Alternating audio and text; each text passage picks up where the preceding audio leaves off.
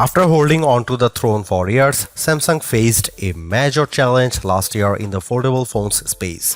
While the Galaxy Z Flip 5 was a much improved flip-style phone, it was overshadowed by the Motorola Razr Plus 2023. Not surprisingly, Samsung's back to challenge its rival with the Galaxy Z Flip 6. There are significant upgrades worth pointing out, like its new 50-megapixel main camera, more durable design, and more functional flex window display. In typical fashion, the foldable phone is also graced with many of the same Galaxy AI features I fell in love with in my Galaxy S24 Ultra review, along with a few new ones I haven't been seen before. Plus, there is a huge emphasis on personalization to help the phone feel like it's truly yours. Even with all these upgrades, it's going to take a lot to convince people to shell out $100 more for this new model. In my Samsung Galaxy Z Flip 6 hands-on review, I will explain everything that's new and cool, and hopefully give you insights into whether the phone's $1,099 starting cost is worth it.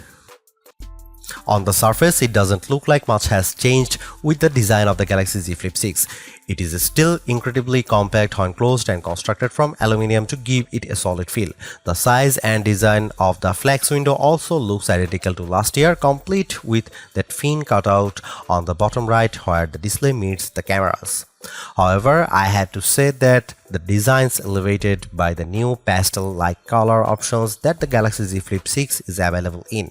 The outlines of the camera lenses are also accented by the same paint job, giving the phone a much more pleasing contrast. Samsung has also increased the Flip 6 durability with a new dual rail hinge design, giving the Flip a more responsive feel whenever I close it, with the crease in the middle of the phone being considerably softer looking than its predecessors. Maybe it's just the new color options, but the Galaxy Z Flip 6 looks just as attractive as the new Razr phones I recently reviewed. Samsung also adds a dose of personalization when the Flip 6 is paired with the new Flip Suit cases that add unique interactive lock screens to the flex window.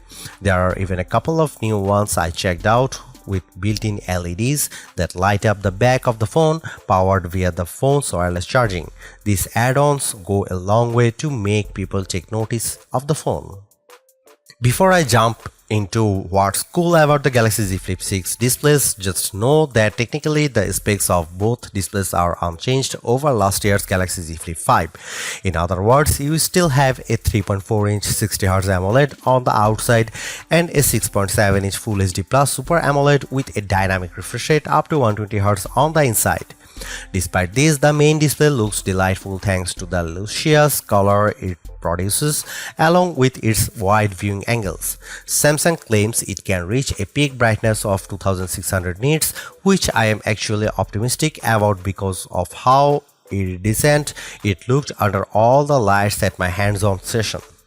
But the bigger changes pertain to the 3.4-inch flex window because it's more customizable than before. Not only can you swipe through the various widgets on there, but now there is the option to combine multiple widgets into one home screen layout, making it much more convenient. I also love the new interactive lock screens that respond to touch and movement, like one with a donut that moves around the lock screen whenever you tilt or rotate the phone.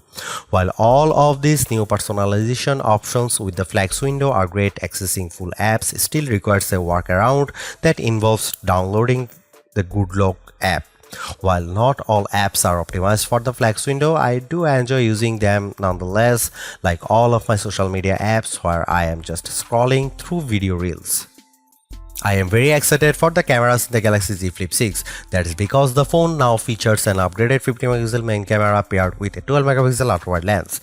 The former is a huge step up from the Galaxy Z Flip 5's 12-megapixel camera, but it's made better because of how the Galaxy Z Flip 6 leverages pixel binding to offer a reasonable 2x zoom with optical-like quality.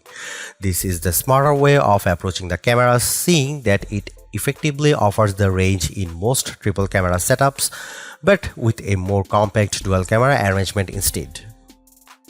There is also a new camcorder mode Just like on the Razr Plus 2024, that gives a nostalgic feel when the phone's folded in the halfway position, complete with zoom controls at your fingertips.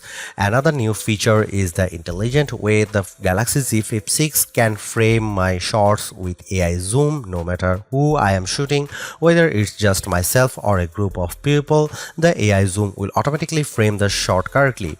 I'm really interested at seeing how the Galaxy Z Flip 6's cameras perform, mainly because this is an area where Samsung's foldables have done well over Moto's flip style phones. Head-to-head tests will tell us if that's going to continue. I am more stoked about the Galaxy Z Flip 6 than the Motorola Razr Plus 2024, especially if its camera performance ends up being significantly better. At the same time, I really like all the new Galaxy AI features because many of them help to make the phone look more customizable than ever before.